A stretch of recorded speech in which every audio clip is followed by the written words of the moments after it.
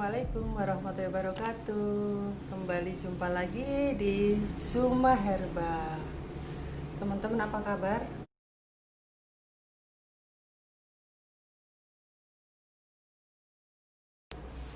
Jadi bahan bakar manusia itu apa yang kita makan yang menjadi bahan bakar kita disebut nutrisi.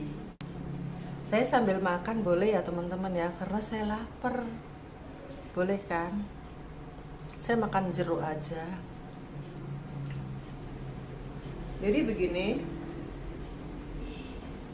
nutrisi itu dibagi menjadi dua, yaitu satu mikronutrisi.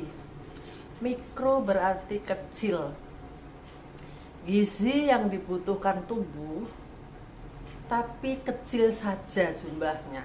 Contohnya seperti vitamin dan mineral. Jadi kita nggak perlu, saya loh ya, saya dulu itu seneng banget kepengen kulit halus, kepengen cantik gitu ya. Kepengen cantik tapi nggak cantik-cantik. Bercanda ya teman-teman ya. Saya dulu itu seneng makan buah, banyak banget, sayur tuh banyak banget. Pokoknya saya tuh kalau belanja sayur buah tuh saya banyakin. Lanjut ya teman-teman. Jadi kalau kita itu makan buah-buahan banyak, sehari itu makan jeruk 2 kilo, itu salah gitu. Karena apa? Karena vitamin itu tidak akan bisa disimpan di dalam tubuh. Tubuh itu hanya memerlukan sedikit, sisanya pasti kebuang. Jadi sia-sia gitu. Jadi saya dulu berarti salah dong. Saya dulu tuh suka makan mangga, itu sekali makan 2, siang 2. Mangganya terus dibuang kan akhirnya ya di hari itu, secara akal aja sudah kelihatan. Yang diambil sedikit aja, secukupnya aja oleh tubuh. Dan itu termasuk karbo teman-teman ya. Kayak mangga, kayak buah-buahan, semua itu karbo gitu loh. Nanti saya jelaskan ya karbo itu apa aja dan apa aja yang sangat mempengaruhi kenaikan gula darah. Kemudian nomor 2-nya, tadi kan mikro ya. Nomor 2-nya yaitu makronutrisi. Jadi sumber bahan bakar kita manusia itu yaitu makronutrisi. Cuman makronutrisi yang mana gitu. Makronutrisi itu dibutuhkan tubuh dalam jumlah besar gitu. Kemudian makronutrisi dibagi lagi menjadi 2, yaitu esensial dan non-esensial. Nutrisi esensial itu contohnya adalah lemak dan protein. Produk hewan seperti ini. Nih. Ini ya teman-teman. Daging, ayam, telur, tomat tidak ya. Tomat tidak. Kemudian sarden boleh ya. Ini adalah esensial. Artinya tubuh butuh banyak, tapi tubuh tidak bisa bikin sendiri. Jadi perlu kita masukin dari luar. Jadi kita perlu makan ini banyak-banyak. Jadi hewani atau protein, lemak itu termasuk nutrisi esensial. Sebelumnya saya kasih disclaimer dulu. Jika Anda mengikuti diet saya ini tanpa bertanya pada ahlinya, saya nggak tanggung jawab kalau ada apa-apa ya. Karena ini menurut pengalaman saya, yang saya lakukan begini saya bisa sembuh. Tapi kalau ini ilmu makronutrisi, mikronutrisi ini memang sudah ada jurnalnya, sudah ada sumbernya ya. Jadi ini bisa dipahami, memang begini gitu. Kemudian nutrisi yang non esensial itu saya ambil ya. Yang non esensial butuh banyak juga tubuh kita, tapi tubuh itu bisa bikin sendiri. Contohnya ini bihun, ini tepung-tepungan, ini karbo ya. Jadi yang termasuk karbo itu ini oatmeal loh, termasuk karbo loh teman-teman ya, jangan salah. Kemudian ini apa ini? Ini tepung terigu ya, mau merek apa saja dia tuh termasuk apa teman-teman? Ayo jawab. Terigu, karbo, gorengan, kemudian apalagi mie, bihun, witio, kemudian sayur-sayuran, buah-buahan itu termasuk nutrisi non esensial.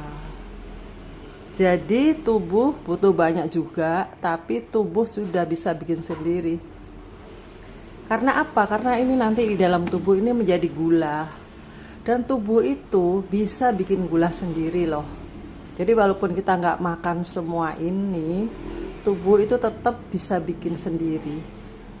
Oke, sudah paham? Sekarang kita kembali. Apa makanan makronutrisi semua itu tadi yang menyebabkan gula darah kita itu bisa tinggi?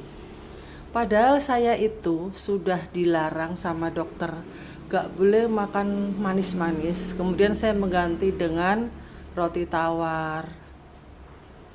Kemudian saya mengganti nasi dengan nasi merah, nasi kentang, ubi, jagung. Pokoknya yang umbi-umbian, yang selain nasi deh. Pokoknya saya meninggalkan nasi itu udah lama.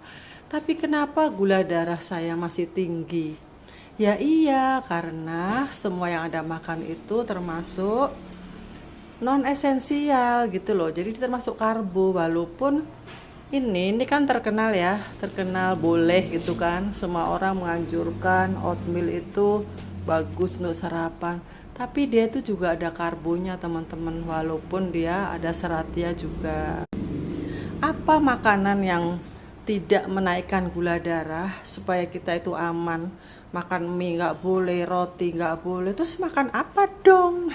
Gitu ya, sambil marah-marah, sambil berkaca pinggang, sambil nyungut-nyungut gitu ya. Jangan, banyak kok makanan yang enak-enak itu banyak. Sate aja boleh. Makronutrisi itu ya nggak, yang ada yang sehari-hari kita temui itu ya ada 3, yaitu karbo, protein, dan lemak, ya kan? Apalagi? Nggak ada, cuma 3 itu, ya kan? Karbo sudah termasuk tadi ya, yang non esensial. Protein dan lemak termasuk apa? Esensial, ya kan? Kemudian sekarang kita lihat dulu ya. Kita lihat dari bawah, yaitu lemak ya. Lemak itu setelah kita makan, maka dia itu akan menjadi 10%-nya itu akan menjadi gliserol atau gula ya. Anda makan santan misalnya, nggak pakai tepung, yang direbus, santan yang direbus, itu kan lemaknya tinggi. Lah itu akan menjadi gula juga. Tapi sedikit ya, 10%-nya doang. Kemudian saya makan protein, telur. Nah, telur itu 50%-nya menjadi gula. Ingat, 56%-nya menjadi gula di dalam tubuh. Jadi kalau Anda itu kepengen gula darahnya turun, itu ya jangan banyak-banyak. Proteinnya juga dibatasi, medium saja gitu, karena dia itu separuhnya menjadi gula. Dan kemudian yang paling akhir tuh karbo. Karbo itu yang paling murah, paling enak. Apa tuh contohnya karbo tadi? Yaitu yang non esensial, yang tubuh bisa bikin sendiri. Semua karbo itu nanti setelah kita makan di dalam tubuh, itu dia 100% menjadi gula semua setelah dikurangin serat. Biasanya karbo itu pasti mengandung serat ya. Nah itu, sekarang sudah diketahui bahwa makanan apa yang bisa menaikkan gula darah kita. Anda sudah paham? Sekarang Anda boleh memilih apa saja, terserah, saya nggak ngatur ya, terserah aja. Karena ilmunya itu berkata begini. Terus ada ibu-ibu yang nyeletuk, Bu, tahu tempe. Tahu tempe itu sama dengan karbo sayangku, akan menjadi gula di dalam tubuh 100% setelah diambil angka seratnya gitu loh. Jadi kalau saya, karena saya tahu apa yang tidak menaikkan gula darah saya, ya sudah saya memilih memperbanyak makan lemak. Jadi di diet saya ini, diet diabetes sembuh tuntas, itu saya mengajak, tapi nggak semua orang tuh sama ya, nanti dilihat keluhannya apa aja. Kok dia ada liver ya beda lagi ya, ada ginjal ya beda lagi. Makanya diperlukan diet mentoring ya di sini ini ya teman-teman ya. Kemudian kalau saya tuh lebih memilih tinggi lemak. Lemak yang sehat loh ya, jangan lemak yang minyak. Oh kalau gitu saya makan gorengan terus. Ya nggak kayak gitu kali. Gorengan itu tetap nggak sehat. Saya jarang banget loh teman-teman makan gorengan tuh kalau nggak terpaksa. Karena gorengan tuh minyak yang sudah digoreng berulang-ulang itu nggak baik. Lemak yang bagus adalah lemak VCO, minyak kelapa yang kita minum secara mentah. Jadi kita beli yang sudah, atau bikin lah ya, kalau bisa. Kalau nggak bisa beli lah VCO yang kita minum 2 sendok. Sekali minum tuh 1 sendok atau 2 sendok. Atau kita campurkan ke salad atau minyak zaitun. Nah itu yang bagus itu. Itu tidak akan menaikkan gula darah, tapi dia itu membuat kenyang gitu. Bikin kenyang lebih lama, dan dia juga membantu menggelondorkan plak-plak. Jadi cukup sekian aja. Tadi siapa yang belum subscribe, silahkan subscribe dulu. Anda menyumbang subscribe saya menyumbang ilmu kesehatan ke Anda. Impas kan? Oke, sampai jumpa.